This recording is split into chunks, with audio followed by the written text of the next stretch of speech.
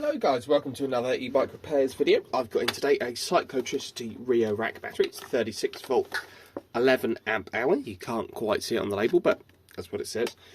Little power indicator works. Supposedly it's not holding its charge properly. If I plug in the charger, get a red light. Great, all seems good. Cuts out fairly soon after that, and you just don't get a full charge out of it.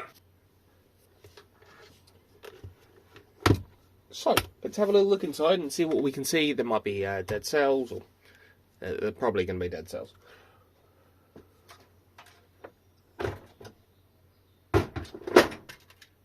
To open up the end, we'll just be using a posi screwdriver. I think it's all the posi 2 bits, at least on this end. We'll have a little look at that. Alright, I'd lost my impact, but found it now. So,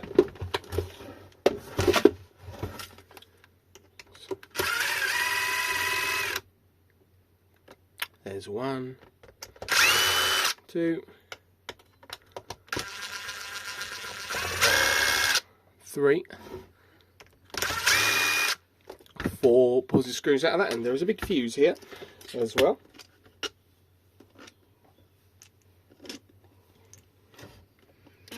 These are very small. I think they're like a M3 thread or something, not large.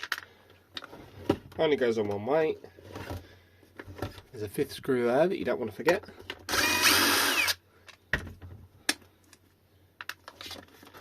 And then you're in the battery pack. I think the side that we want is still the other side though. I can never remember how to open these ones, so you'll have to bear with me, but there are 2 screws here.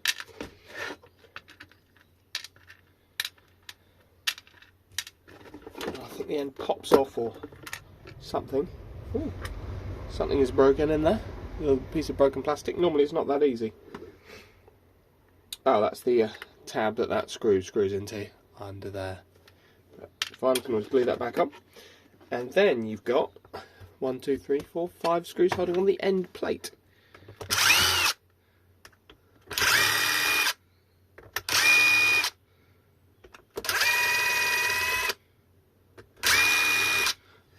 That's those 5 screws undone.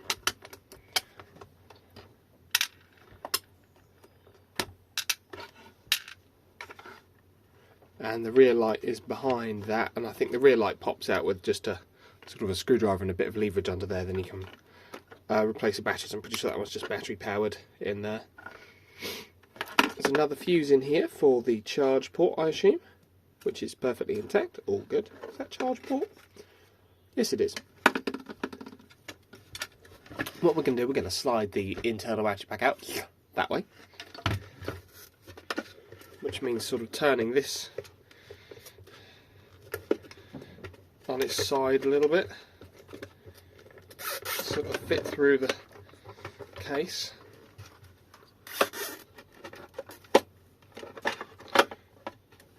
Like that. What have we got? Bunched up a bit of foam here. There you go. And it's out. Excuse the old gears from a different video there. Right, so BMS. Probably up this end.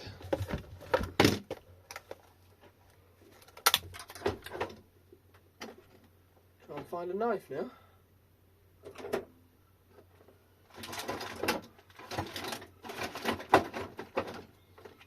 Ta-da!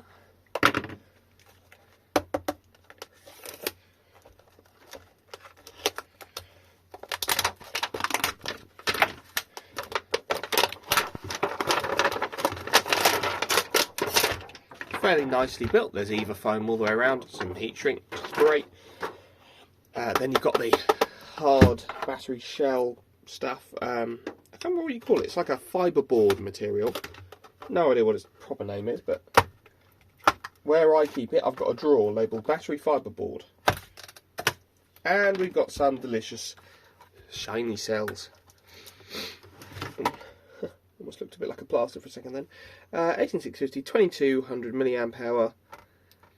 And it looks like we're going to have 1, 2, 3, 4, 5, 6, 7, 8, 9, 10, 11, 12, 13, 14, 15, 16, 17, 18, 19, 20, 21, 22, 23, 24, 25, 26.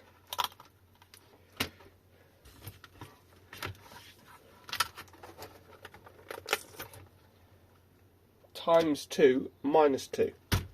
25 times 2 is 50. So 50 cells.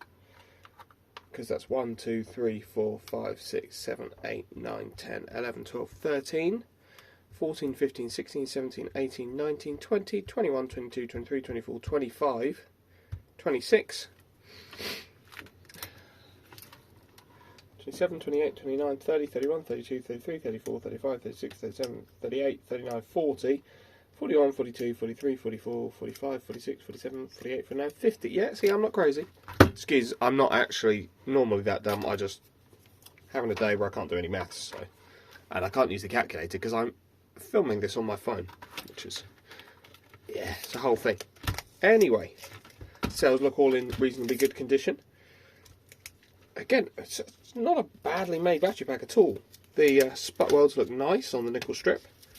It's all got barley paper where, you know, where I'd put it if I were building a battery pack. Maybe that spot weld was a little bit high power, but, you know, nothing too bad. It's really not bad at all, as far as packs go. And then underneath this side, I'm not going to disassemble it all the way to the point where I'm going to look at the middle. Sorry about that, my air compressor kicked on. I'm not going to disassemble it all the way to the point where I'm going to look at the middle of the pack, but because I think we'll get an idea of, you know, it's pretty nicely built. Nothing really wrong with that. It's obviously hand built, not machine built. But great, nothing wrong with that again.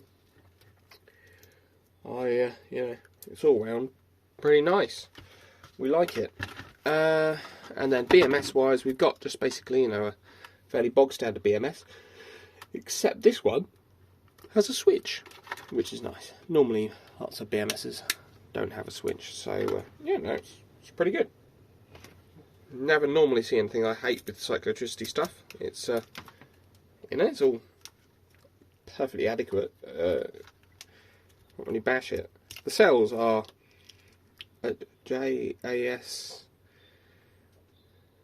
0817. I don't know what brand the cells are. They're probably FST cells. There you go.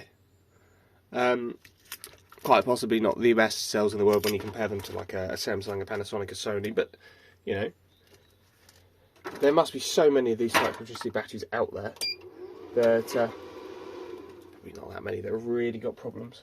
The BMS doesn't let you charge it with the balance wires out either, which is, whilst I should never be really giving points for that because that should be a basic function, sometimes that still happens, so it's pretty nice. Alright, I'll connect this up to my tester here.